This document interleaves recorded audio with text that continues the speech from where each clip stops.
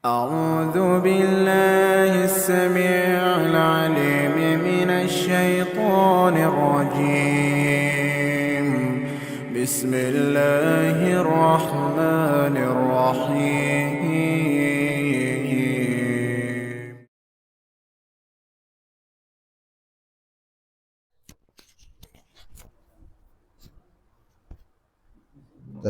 Bismillahirrahmanirrahim. Assalamualaikum warahmatullahi wabarakatuh. Innal hamdalillah nahmaduhu wa nasta'inuhu wa nastaghfiruh wa na'udzu billahi min shururi anfusina wa min sayyiati a'malina wa natubu ilaih. May yahdihillahu fala mudilla lahu wa may yudlilhu fala hadiya lahu. Terima kasih. Syukran. Jazakallah khairan. Asyhadu an la ilaha illallah wahdahu la syarika lah wa asyhadu anna Muhammadan abduhu wa rasuluh. Ya ayyuhalladzina amanu taqullaha haqqa tuqatih wa la tamutunna illa wa antum muslimun. Ya ayyuhan nasu taqu rabbakumul ladzi khalaqakum min nafsin wahidah wa khalaqa minha zawjaha wa batha minhuma rijalan katsiran wa nisaa'a wattaqullaha alladzi tasaaluna bihi wal arham innallaha kana 'alaikum raqiba. Ya ayyuhalladzina amanu taqullaha wa qulu qawlan sadida yuslih lakum a'malakum wa yaghfir lakum dhunubakum wa may yuti'illaha wa rasulahu faqad faza fawzan 'azima wa ba'da. Ya ma'syaral muslimin wal muslimat, Bapak-bapak sepuh yang saya hormati dan yang saya muliakan, ibu-ibu yang saya hormati, seluruh yang telah hadir di masjid ini yang senantiasa saya muliakan, semoga semua dalam keadaan sehat walafiat dan senantiasa mendapat limpahan rahmat dari Allah. Alhamdulillah kita bisa berkumpul kembali di masjid ini untuk bersama-sama kita luangkan waktu, berikan perhatian dengan kajian terhadap tafsir Al-Quran yang mudah-mudahan bermanfaat untuk kita. Salawat serta salam mari kita panjatkan untuk Nabi kita, Nabi besar Muhammad sallallahu alaihi wasallam. Mudah-mudahan Allah jadikan kita termasuk yang bersama dengan beliau kelak di surga. Amin ya rabbal alamin. Bapak Ibu yang saya hormati dan yang saya muliakan, kita masih mempelajari atau mengambil faidah dari tafsir surat Al-Fil. Surat Al-Fil yang berarti gajah. A'udzu billahi minasyaitonir rajim. Bismillahirrahmanirrahim. Alam tara kaifa fa'ala rabbuka bi ashabil fil? Alam yaj'al kaidahum fi tadlil wa arsala 'alaihim tayran ababil tarmihim bihijaratin min sijjil faja'alahum ka'asfin ma'kul. Allah Subhanahu wa taala berfirman, apakah kamu tidak memperhatikan bagaimana Rabb-mu telah bertindak terhadap tentara gajah? Bukankah dia yang telah menjadikan tipu daya mereka untuk menghancurkan Ka'bah menjadi sia-sia?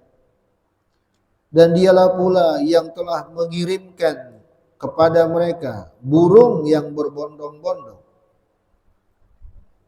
yang akan melempari mereka dengan bebatuan yang berasal dari tanah yang terbakar. Lalu dialah yang menjadikan mereka semua itu laksana daun dedaunan yang dimakan oleh ulat.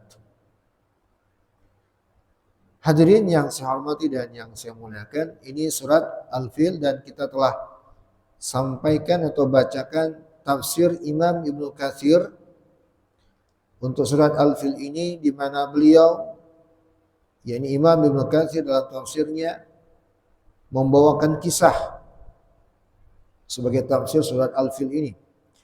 Kisah tentang pasukan yang Allah sebut dalam surat ini yang ingin menghancurkan Ka'bah. Pasukan tersebut berasal dari negeri mana, hadirin? Dari negeri Yaman, ya, perbatasan ujung, ya. Kalau sekarang Arab Saudi, Arab bagian selatan. Ya. Yang dipimpin oleh seorang raja penguasa yang bernama Abraha. Ada yang masih ingat gak? Apa sebab sehingga Abraha ingin menghancurkan Ka'bah? Hah? Iri. Irinya apa? Ya, barakallahu fikum. Ya. Karena iri dengkinya Abraha terhadap Ka'bah yang selalu dikunjungi oleh orang seluruh penjuru. Ya, maka dia iri. Dia ingin juga memiliki bangunan berupa gereja yang menjadi pusat, ya, orang-orang untuk mendatanginya. Tapi pelajaran yang kemarin udah kita singgung juga nggak kalah pentingnya. Bukankah peristiwa ini sebelum Nabi lahir? Betul tidak? Lalu kenapa Ka'bah dikunjungi oleh orang? Bukankah Nabi belum hadir? Ayo. Bukankah Nabi belum lahir? Betul tidak? Ya. Pertanyaan saya, kenapa Ka'bah sudah menjadi tujuan banyak orang untuk ibadah di situ? Hah? Karena ya, haji, mengunjungi Ka'bah, tawaf di sekitar Ka'bah, ya, dengan sebagian besar manasik yang masih ada sampai sekarang, itu adalah ajaran Nabi Ibrahim. Sudah ada jauh sebelum Nabi lahir. Jadi di zaman Nabi Isa sudah ada, sebelumnya Nabi Musa sudah ada, dan sebelumnya Nabi Ibrahim. Ini termasuk ajaran Nabi Ibrahim yang dilestarikan. Ya, tapi sebelum Nabi SAW hadir, ya, ajaran Nabi Ibrahim berupa ibadah haji ini udah rusak, dicampur-campuri dengan kesyirikan. Namun secara umum masih ada. Ya. Baik, jadi itu kurang lebih yang menjadi sebab kenapa Raja Abraha yang membawa gajah, sehingga dikenal dengan pasukan gajah, ya, ingin menghancurkan Ka'bah. Allah Subhanahu wa taala telah dengan tegas dan gamblang menjelaskan peristiwa ini dalam surat Al-Fil ini. Ya, ketika Allah firman, "Alam yaj'al kaidahum fi tadlil." Tidakkah engkau perhatikan bagaimana dia, yakni Allah, telah menjadikan kaidahum, rencana jahat mereka, ya, menjadi tadlil. Tadlil itu menjadi sia-sia atau bisa diartikan bumerang, ya, bagi mereka. Tidak berhasil malah menghancurkan mereka. Itulah tadlil namanya. Tidak berhasil malah merugikan mereka. Kemudian Allah sebut wa arsala alaihim tayran ababil. Dan dialah Allah yang mengutus kepada mereka tayran ababil, burung-burung yang berbondong-bondong. Ingat, para ulama, dan dipertegas oleh Imam Ibnu Katsir dalam tafsirnya, ababil ini bukan nama burung, tidak ada nama burung ababil, nggak ada. Tapi ababil ini maksudnya adalah berbondong-bondong. Kalau burungnya masih ingat penjelasan para ulama bagaimana burungnya? Ada beberapa tafsiran, ya. Ya, di antara tafsiran tersebut ada yang mengatakan bahwa kepalanya seperti kepala singa, binatang buas. ya, memiliki paruh. Ya. Dan setiap burung membawa berapa batu? 3. 2 di tangannya, 1 di paruhnya. Dan batunya semuanya terbakar, ada apinya. Ya. Tarmihim bihijaratin min sijil. Yang burung-burung tersebut melempari pasukan gajah itu min sijil dengan bebatuan min sijil dari sijil. Nah, oleh karena itulah hadirin, di sebagian ayat Allah sebut neraka itu dengan sijil. Kenapa? Karena sijil itulah tempat yang di dalamnya api menyala-nyala. Penamaan lain untuk neraka. Nah, batu yang dibawa oleh burung-burung ini bisa dikatakan bahwa batunya berasal dari neraka. Faja'alahum ka'asfim ma'kul. Sehingga Allah pun menjadikan pasukan gajah itu seperti daun yang dimakan oleh ulat. Silakan bayangkan jamaah. Daun yang dimakan ulat jadinya gimana? Bolong-bolong. Bolong-bolong. Maka begitulah keadaan pasukan gajah berdasarkan ayat ini. Sebab Allah katakan ka'asfim ma'kul, seperti dedaunan yang dimakan oleh ulat. Batu-batu yang dijatuhkan oleh burung-burung yang berbondong-bondong tersebut mengenai mereka dan membuat tubuh mereka bolong-bolong, tembus batunya. Ya. Sehingga kalau kita bayangkan, ya mungkin sungguh sangat mengerikan jadinya, ya, jasad-jasadnya pasukan gajah itu. Baik, hadirin yang saya hormati dan yang saya muliakan, alhamdulillah kita sudah bacakan tafsir Imam Ibnu Katsir rahimahullahu taala di pertemuan yang telah lalu. Maka pertemuan kali ini tinggallah menyempurnakan penjelasan dari para ulama ahli tafsir. Di antaranya yang ingin kita bacakan di akhir tafsir Imam Ibnu Katsir, ya, di halaman terakhir untuk tafsir soal Al-Fil ini, di halaman 547. Di sana Imam Ibnu Katsir rahimahullahu taala mengatakan bahwa kemudian, ya, kami telah sampaikan pada tafsir surat Al-Fath bahwasanya Rasulullah Sallallahu Alaihi Wasallam ketika beliau pada saat terjadi peristiwa Hudaybiyah menuruni lembah, tiba-tiba unta beliau menderum. Kemudian mereka menghardi untanya beliau, tapi untanya Nabi tetap menderum. Ya, kemudian mereka berkata bahwa Al-Quswa, Quswa ini nama untanya Nabi, duduk mengembi, nggak mau jalan. Maka Rasulullah Sallallahu Alaihi Wasallam bersabda, ya, mengingatkan kisah peristiwa ini. Kata Nabi, ma khalatil al-qaswa wa ma dzaka laha bi khuluqin walakin habasaha habais al-fil. Thumma qala walladhi nafsi biyadihi la yas'aluni al-yawm khuttatun yu'azzimuna fiha hurumatillahi illa ahbabtuhum ilaiha. Kata Nabi, Al-Quswa, ontanya beliau, tidak mengembi dan itu bukan sifatnya. Jarang-jarang nih seperti ini. Ya, yang membuat ia, si Quswa ini, nggak mau bergerak atau berjalan, yang menghalanginya, kata Nabi, adalah yang menghalangi pasukan gajah. Kemudian beliau bersabda, demi Rabb yang jiwaku berada di tangannya, pada hari ini mereka tidak akan menuntut bagian dariku yang padanya mereka menganggungkan apa-apa yang ada di sisi Allah, melainkan Dia menjadikan mereka menyukainya. Sabda Nabi ini yang menjelaskan tentang akibat dari akibat yang dirasakan oleh pasukan gajah, bahwa mereka tidak memuliakan apa yang Allah Jalla wa'ala muliakan.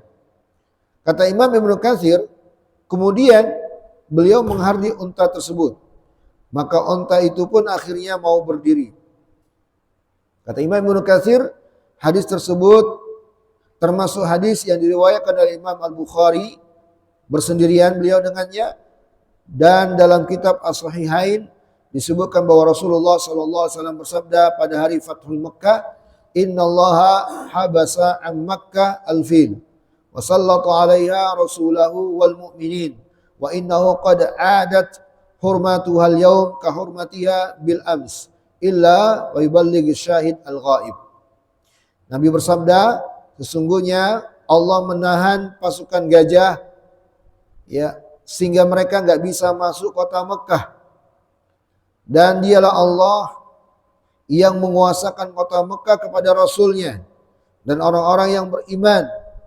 Dan sesungguhnya kehormatan kota Mekah pada hari ini telah kembali seperti kehormatan kemarin. Ingatlah, hendaklah orang yang hadir memberitahu orang yang tidak hadir. Baik, hadirin yang saya hormati dan yang saya muliakan, hadis yang dibawakan Imam Ibnu Katsir ini di akhir tafsir beliau terhadap surah Al-Fil menjelaskan tentang kemuliaan kota Mekah. Dan memang inilah di antara pelajaran yang penting dari tafsir surah Al-Fil. Di antara pelajaran yang penting ya, dari surat Al-Fil, bahwasannya Allah Subhanahu wa taala telah memuliakan kota Mekah secara umum dan Ka'bah secara khusus. Kota Mekah secara umum dan Ka'bah secara khusus. Makanya pasukan gajah jangankan nyerang Ka'bah, masuk kota Mekah aja nggak bisa. Boro-boro sampai ke Masjidil Haram. Masuk kota Mekah aja mereka gagal. Binasanya mereka di luar kota Mekah. Oleh karena itulah hadirin yang saya hormati, Imam Ibnu Katsir membawakan riwayat ini bahwa Rasulullah telah menjelaskan Allah menjaga kota Mekah, bukan menjaga Ka'bahnya saja, tapi menjaga kota Mekah. Dan ini salah satu bukti yang menerangkan atau yang menunjukkan bahwa kota Mekah adalah kota yang dicintai oleh Allah Subhanahu wa taala. Ada sejumlah hadis yang lain. Saya nukilkan di sini sebagai penguat yang menunjukkan kemuliaan kota Mekah. Kota Mekah. Hadirin yang saya hormati dan yang saya muliakan, terdapat sejumlah riwayat yang menerangkan bahwa kota Mekah adalah satu-satunya kota di permukaan bumi sampai hari kiamat yang dicintai dan dimuliakan oleh Allah. Satu-satunya kota ya, yang ada di permukaan bumi yang dimuliakan oleh Allah Subhanahu wa taala. Pertama riwayat dari Ibnu Abbas radhiyallahu anhuma. Kata beliau Rasulullah sallallahu alaihi wasallam pernah berkata kepada Mekah. Nabi berkata kepada kota Mekah, Ma atyabuka min baladin wa uhibbuki ilayya. Ya, ma atyabuki min baladin wa uhibbuki ilayya walaula anna qaumi akhrijuni mink ma sakantu ghairaki. Kata Nabi sambil meninggalkan kota Mekah di saat beliau hijrah. Ketika pergi meninggalkan kota Mekah, Nabi sedih. Ya, di atas tunggangannya sambil menghadap ke kota Mekah. Ya, kalau kita mungkin kayak dada gitu dengan kota Mekah. Sambil berkata, kata Nabi, betapa indahnya engkau sebagai negeri untuk ditinggali. Dan betapa cintanya aku kepadamu. Seandainya bukan karena kaumku yang telah mengusirku darimu, maka aku tidak akan pernah meninggalkan dirimu. Dan tidak pernah aku tinggal di tempat selainmu. Kata Nabi SAW. Hadis ini dari Imam Tirmidzi. Dalam hadis ini jelas Nabi terangkan betapa indahnya engkau kota Mekah. Riwayat yang kedua dari Ibnu Abbas radhiyallahu anhuma bahwa Nabi SAW ketika keluar meninggalkan kota Mekah menuju Gua Sur di saat awal-awal risalah, lalu beliau terlihat menoleh ke arah kota Mekah dan berkata, engkau adalah negerinya Allah yang paling dicintai oleh Allah. Engkau adalah negeri yang paling aku cintai. andai saja kaum musyrikin tidak mengusirku, maka aku tidak akan keluar meninggalkanmu. Ini riwayat yang kedua. Dengan tegas Nabi katakan, Mekah adalah negeri yang paling Allah cintai. Riwayat yang ketiga dari Abdullah bin Adi ibn Hamra al-Zuhri, ia berkata, aku pernah melihat Rasulullah SAW berada di atas Hazwarah. Lalu beliau berkata, demi Allah, sungguh engkau adalah bagian bumi Allah yang terbaik dan bagian bumi Allah yang paling aku cintai. Kata Nabi alaihi salatu wassalam. Kata Imam Al-Mubarakfuri, hadis ini menunjukkan bahwa tidak seyogyanya bagi seorang mukmin untuk keluar meninggalkan kota Mekah kecuali memang kalau ia dikeluarkan darinya. Bagi orang yang telah menjadi penduduk kota Mekah. Yang keempat, riwayat dari Abu Dzar radhiyallahu anhu. Nabi SAW bersabda, sesungguhnya negeri yang paling dicintai Allah adalah negeri Al-Haram. Itulah kota Mekah. Dan riwayat yang kelima dari Aisyah radhiyallahu anha, kami mendatangi Madinah sementara di sana terdapat wabiah sehingga Abu Bakar, Bilal pun mengeluh. Maka ketika Rasulullah SAW menyaksikan keluhan para sahabatnya, maka beliau berkata, Allahumma habib ilainal Madinah kama habbabta Makkah au ashad wa sahhiha wa barik lana fi sa'iha wa muddaha wa la aula hamaha ila juhfa. Ya Allah, tanamkanlah cinta kota Madinah kepada kami sebagaimana engkau telah memberikan kecintaan kami kepada kota Mekah atau bahkan lebih, dan sehatkanlah ia, berkahilah kami dalam sok dan mutnya, kemudian pindahkanlah penyakit di dalamnya ke Juhfa. Di sini riwayat yang kelima ini jelas Nabi terangkan bahkan menjadi doa. Ya Allah, tanamkanlah kecintaan pada hati kami ke kota Madinah dan kota Mekah. Hadirin yang saya hormati dan saya muliakan, ini riwayat-riwayat yang saya bawakan barusan. Semuanya menunjukkan kemuliaan kota Mekah. Ya, dari riwayat-riwayat tadi, kalau mungkin ada di antara kita yang sampai detik ini belum memiliki rasa cinta kepada kota Mekah, mintalah kepada Allah kecintaan kepada kota Mekah. Sebagaimana Nabi telah menjadikannya doa. Dan semoga Allah menanamkan cinta dalam hati kita kepada kota Mekah. Kalau Bapak Ibu yang pernah haji atau yang pernah umroh, saya yakin pulang ke negeri nggak beberapa lama setelah tiba di negeri tanah air pasti udah rindu. Saya yakin itu yang pernah haji atau yang pernah umroh pasti rindu untuk balik ke sana.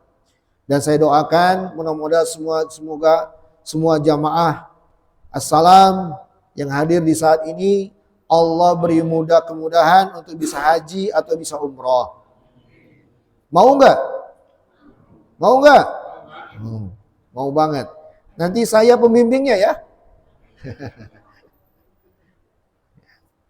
Hadirin yang saya hormati dan yang saya muliakan, itu sudah kemestian. Cinta kota Mekah. Itu syariat. Dan ini juga bukti bahwa Allah memuliakan kota Mekah. Cuma Mekah aja yang begini sikapnya sesuai yang ditentukan oleh Rasulullah. Yang kedua Madinah. Sebagai kota cuma ini. Nggak ada selain itu. Maka hadirin yang saya hormati dan yang saya muliakan, ini semua sekali lagi menunjukkan kemuliaan kota Mekah. Oleh karena kemuliaan kota Mekah lah, Allah Subhanahu wa taala menjaganya dari keburukan pasukan gajah. Dan bahkan Allah terangkan dalam Al-Quran, jangankan menyerang Ka'bah, baru menginginkan keburukan di kota Mekah, Allah telah mengancam. Baru bentuk niat. Allah Subhanahu wa taala menjelaskan hal ini di surat Al-Hajj ayat ke-25. Surat Al-Hajj ayat 25. Allah berfirman, innal ladzina kafaru wa yasudduna an sabilillah wal masjidil haram alladzi ja'alnahu lin-nasi sawa'an al-akif fihi wal badi wa may yurid fihi bi ilhadin bi dzulmin nudhiqhu min azabin alim. Allah firman yang artinya sesungguhnya orang-orang kafir dan orang-orang yang menghalangi manusia dari jalan Allah, menghalang-halangi manusia dari Masjidil Haram yang telah kami jadikan terbuka untuk semua manusia, baik yang bermukim di sana maupun yang datang dari luar, dan siapa saja yang bermaksud, lihat Allah sebut, barang siapa yang bermaksud melakukan kejahatan secara zalim di dalam kota Mekah, niscaya akan kami rasakan kepadanya siksaan yang sangat pedih. Baru menginginkannya aja. Ya. Maka hadirin yang saya hormati dan yang saya muliakan, nih pelajaran berharga untuk kita semua. Dan ini selalu saya ingatkan kalau saya memberi manasik umroh untuk jamaah yang mau berangkat, agar senantiasa menyadari kemuliaan kota Mekah. Kalau sudah masuk kota Mekah, nanti ada perbatasannya. Ada keterangan tulisan, ya, kota perbatasan kota Mekah. Perbatasan kota Mekah. Kalau sudah mulai masuk kota Mekah, maka hadirkan kemuliaan-kemuliaan kota Mekah. Sebab telah terdapat keterangan-keterangan, riwayat-riwayat yang menjadi konsekuensi kemuliaan terhadap kota Mekah. Ya, di antara riwayat-riwayat tersebut, hadirin yang saya hormati dan yang saya muliakan, untuk kota Mekah, ya, bahwa semua tanaman di kota Mekah nggak boleh ditebang, apalagi dipatahkan atau dirusak. Semua pepohonan nggak boleh. Barang temuan di tanah haram nggak boleh diambil, nggak boleh diambil, kecuali mengambilnya untuk diumumkan. Kalau nggak ada tujuan, nggak punya kemampuan untuk mengumumkan, biarin aja. Ini saya ingatkan jamaah, kalau lihat ada dompet, tebel lagi, ada duitnya, ya kan kita biasanya tergiur nggak? Tergoda nggak? Siapa yang nggak tergoda? Namanya duit. Tapi ingat kemuliaan kota Mekah, nah itu yang saya ingatkan. Hadirkan kemuliaan kota Mekah, tahan diri, biarkan. Temuannya nggak boleh diambil. Hewan buruan yang ada di kota Mekah nggak boleh diburu, nggak boleh ditangkap, nggak boleh dibunuh. Hewan buruannya. Ya, kemudian disebutkan juga tidak boleh ada non Muslim masuk kota Mekah, nggak boleh. Makanya kota Mekah itu nggak ada yang masuk ke dalamnya non Muslim dengan terang-terangan, ya. Kalau masuk dengan tanpa identitas ya yang benar, merekayasa, mungkin aja bisa lolos. Seperti orang Syiah di negeri Iran itu kenapa bisa masuk? Bapak Ibu tahu nggak Syiah? Tahu Syiah nggak? Syiah yang di Iran itu kan kalau para ulama menghukumi bukan Islam itu. Kenapa bukan Islam? Kitab sucinya beda. Terus orang Syiah itu mengatakan bahwa yang layak jadi nabi itu bukan Nabi Muhammad, tapi siapa? Ali. Itu keyakinan mereka. Ini kan kufur, nggak boleh. Ya.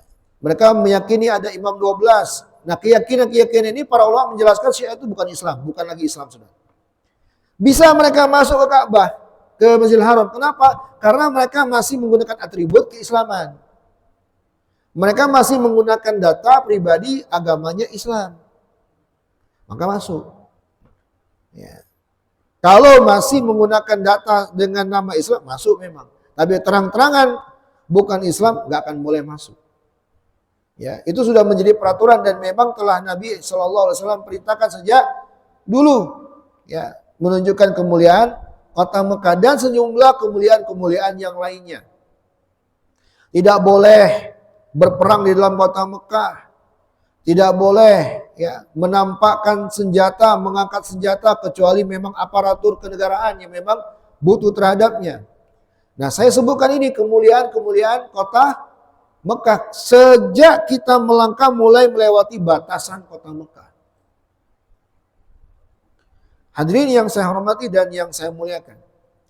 Karena kota Mekah telah dimuliakan oleh Allah Subhanahu wa taala dan termasuk ya pemuliaan Allah terhadap kota Mekah, bahwa kota Mekah dimanapun kita berada di sudut kota Mekah, doanya mustajab. Makanya saya ingatkan jamaah, ini mungkin juga pelajaran nih untuk jamaah di sini, bapak-bapak atau ibu-ibu yang mungkin nanti mau umroh. Amin dong. Kalau sudah di Mekah, harus berusaha, berjuang, menahan kesabaran dan lidah. Dua, saya bilang. Menahan kesabaran, sabar, dan menahan lisan. Untuk tidak mengeluh, apalagi terucapkan. Kalau mendapatkan sesuatu yang gak enak. Kapan terucapkan, menjadi doa. Dan selama di Mekah gak akan pernah merasa nyaman. Itu terjadi Bapak Ibu. Saya beberapa kali mengiringi jamaah. Ada yang ngeluh masalah makan. Sarapan. Nggak sesuai seleranya. Maka akhirnya dia selama di Mekah, saya perhatikan selalu ngomel. Nggak pernah merasa nyaman. Ada yang bilang hotelnya nggak nyaman. Akhirnya dia dibuat pindah sana, pindah sini, pindah sini, pindah hotel bahkan. Nggak pernah merasa nyaman. Ada yang bilang, ini omong ya, gara-gara lisan nih. Ketika dikatakan, hati-hati sandal, nanti hilang. Ah nggak apa-apa, biar aja hilang. Hilang betul. Hilang betul. Nggak beberapa lama, dia masuk keluar, nggak ada lagi. Jadi hati-hati, kalau sudah berada di kota Mekah. Karena Mekah adalah tempat yang telah dimuliakan oleh Allah. Maka doa-doa di dalamnya pun mustajab. Ya. Dan kalau kita berada di kota Mekah, hendaknya kita menahan diri untuk tidak berbuat dosa, berbuat maksiat. Karena hukumannya lebih berat dibandingkan di luar tanah haram. Ya. Oleh karena itulah dalam rangkaian ibadah haji atau rangkaian ibadah umroh, ya, itu senantiasa menjaga diri dari perkataan-perkataan fawahish, perkataan yang keji. Ya. Sehingga menjadi haji mabrur atau umroh yang mabrurah. Baik, sudah amin aja Ibu, mau berangkat nih. Amin, ya, baru amin. Baik, ini hadirin yang saya hormati dan yang saya muliakan, bahwa surat Al-Fil ini salah satu keterangan dari Allah yang menunjukkan akan hal ini. Pemuliaan Allah terhadap kota Mekah.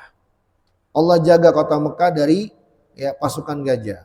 Dan juga dalam riwayat Rasulullah SAW jelaskan bahwa di kota Mekah itu ada dua kota yang nggak bisa dimasuki Dajjal. Ya, pertama kota Mekah, yang kedua kota Madinah.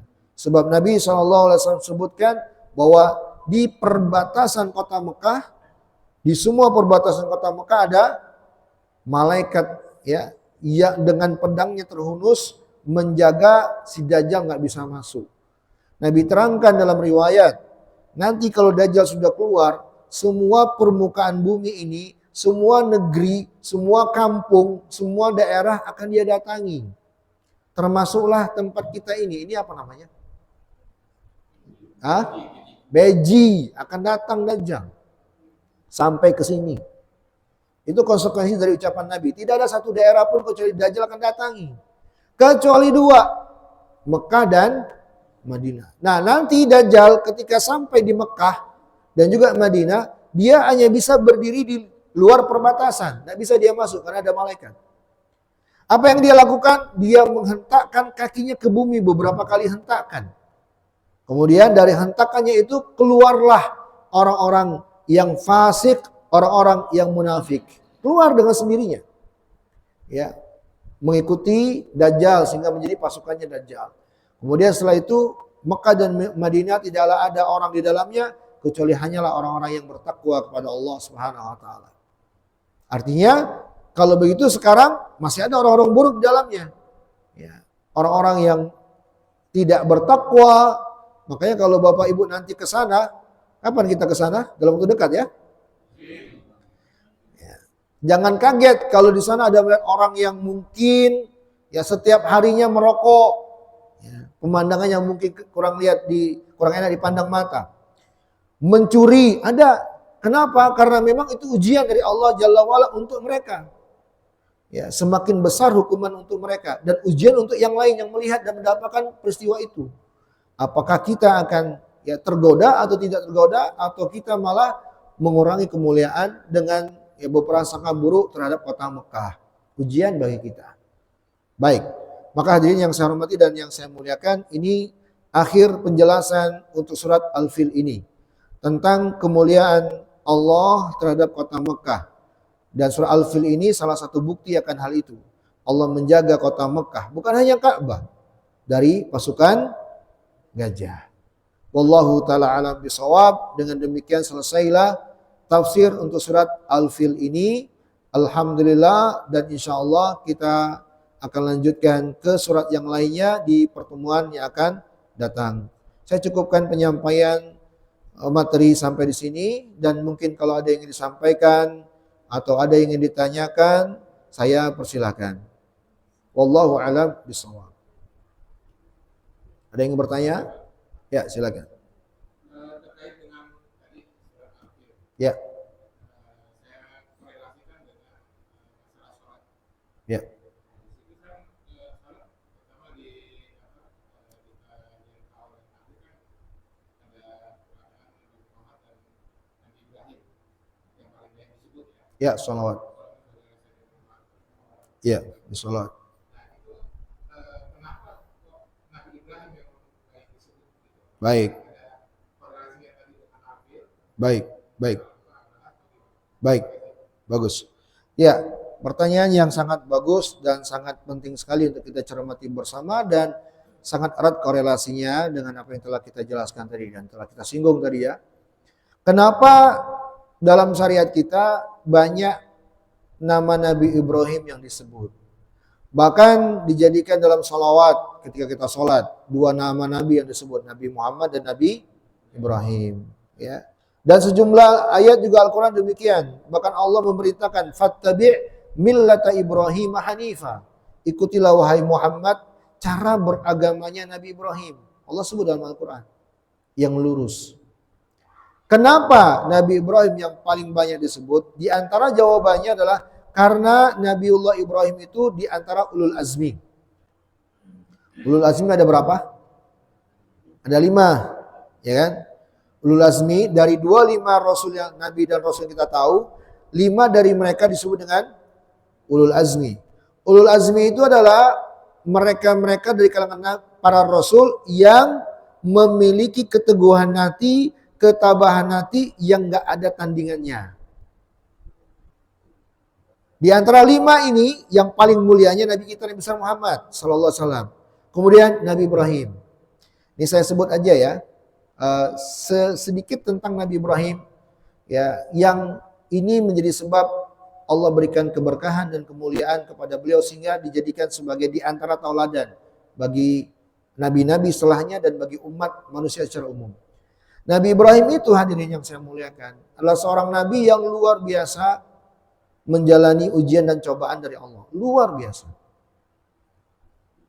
Beliau adalah seorang ayah, seorang suami, sejak awal pernikahannya sampai tua nggak punya anak.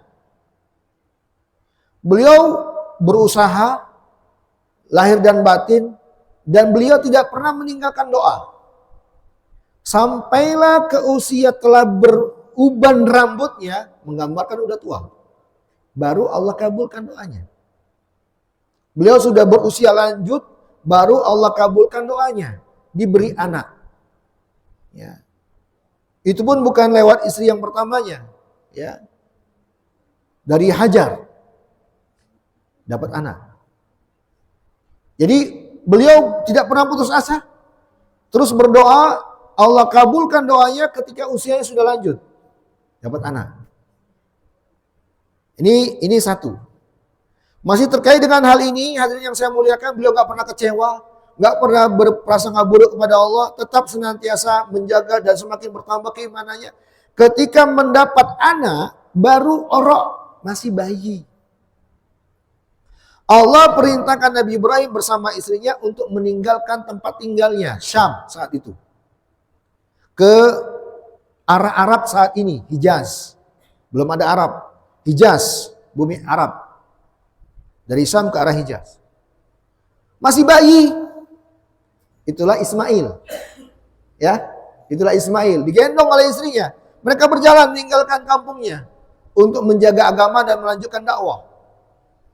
Ujian Allah nih luar biasa. Dalam perjalanan, ya Allah tempatkan posisi yang tepat, ya di tempat yang tepat itu di padang pasir yang saat ini menjadi kota Mekah itu, ya menjadi ada air Zam-Zam, sumur air Zam-Zam itu. Allah turun wahyu. Allah turunkan wahyu perintah kepada Nabi Ibrahim untuk meninggalkan anak dan istrinya. Meninggalkan anak dan istrinya di tengah padang pasir. Kita kalau menggunakan akal sehat, mana tega lah. Ya tidak? Mana tega lah meninggalkan anak dan istri seperti ini. Padang pasir yang desa itu nggak ada kehidupan sama sekali. Nggak ada kehidupan sama sekali. Tandus. Nabi Ibrahim saking beratnya, tapi beliau tetap maksa diri untuk pergi karena ini perintah Allah. Beliau pamit kepada Hajar istrinya dengan tidak menoleh. Ditanya oleh istrinya, wahai Ibrahim, siapa yang memerintahkan engkau untuk meninggalkan kami di tempat ini? Nabi Ibrahim mengatakan, Rabbku, Allah Subhanahu Wa Taala, dengan tidak melihat, tanpa menoleh, nggak tega. Kata Hajar, kalau begitu, Rabbmu Allah tidak akan menelantarkan kami. Pergi Nabi Ibrahim ke Syam, berdakwah ke Palestina yang saat ini. Sekian tahun ditinggal itu, kisahnya panjang ya, tapi saya nggak akan menyebutkan. Nabi Ismail yang bayi saat itu bersama ibunya Hajar mengalami sekian banyak peristiwa bertahun-tahun. Sampailah Ismail ke usia mumayyiz. Kurang lebih 7 tahun sampai 12 tahun. Usia anak yang menyenangkan, yang lagi senang-senangnya, yang udah bisa membantu orang tuanya. Datang Nabi Ibrahim, pulang. Sudah sekian tahun berpisah dari bayi, ya datang ke istri dan anaknya. Belum lepas rindu hadirin. Belum lepas rindu. Malam harinya ketika istirahat, turun wahyu. Allah perintahkan menyembelih anaknya. Belum lepas rindunya. Coba bayangkan, kalau kita menggunakan akal kita, nggak akan mungkin ada seorang ayah yang tega. Betul? Betul tidak? Nggak akan ada yang tega. Nabi Ibrahim bisa aja mengatakan, kan ini mimpi. Nggak mungkin Allah merintahkan saya menyembelih anak saya. Nggak mungkin. Tapi tidak pernah Nabi Ibrahim komentar seperti itu. Nah, ini diantara kemuliaan Nabi Ibrahim. Ketika turun wahyu, Nabi Ibrahim nggak pernah kritik. Sami'na wa atona, nggak ada kata lain. Itu Nabi Ibrahim. Nggak ada pikir-pikir, langsung sami'na wa atona. Ketika turun wahyu itu, langsung beliau sampaikan kepada putranya Nabi Ismail. Nabi Ismail pun menyambut dengan terbuka, wahai ayahku, tunaikanlah apa yang telah diperintahkan kepadamu. Ini cobaan yang luar biasa. Yang kita kalau mengalami cobaan ini nggak akan mungkin sanggup. Saya yakin nggak akan mungkin ada seorang pun yang sanggup. Terbayang ya, beratnya yang Nabi Ibrahim alami. Belum lagi terkait dengan ayahnya. Ayahnya beliau, makanya Nabi Ibrahim saking gak teganya masih memanggil ya abati, bukan ya abi. Kalau bahasa Arab tuh ya abi, wahai ayahku. Tapi kalau dipanggil ya abati, ayahku yang sangat kusayangi. Ya, saking gak teganya Nabi Ibrahim kepada ayahnya. Tapi tetap ketika diperbandingkan dengan agama, dengan wahyu, tidak ada satu saat pun, tidak ada satu respon pun yang membuat Nabi Ibrahim gentar. Itu dia kemuliaan Nabi Ibrahim. Tidak ada diskusi sama sekali untuk perintah dari Allah. Maka ini diantaranya akhirnya Allah tetapkan dari sumsum Nabi Ibrahim lah banyak Nabi. Sehingga dengan itu akhirnya Nabi Ibrahim diberi julukan dengan Abul Anbiya. Dan dalam hadis Nabi SAW terangkan bahwa cuma 2 manusia yang Allah beri gelar dengan Khalil. Nabi Muhammad dan Nabi Ibrahim. Khalil itu artinya adalah kekasihnya Allah. Nabi bersabda, qad ittakhadani Allahu khalilan kama ittakhadha Ibrahim khalila. Allah telah menjadikan aku sebagai kekasihnya, sebagaimana Allah telah menjadikan Nabi Ibrahim sebagai kekasihnya. Kekasih di sini maksudnya adalah yang paling dekatnya dengan Allah Subhanahu wa taala.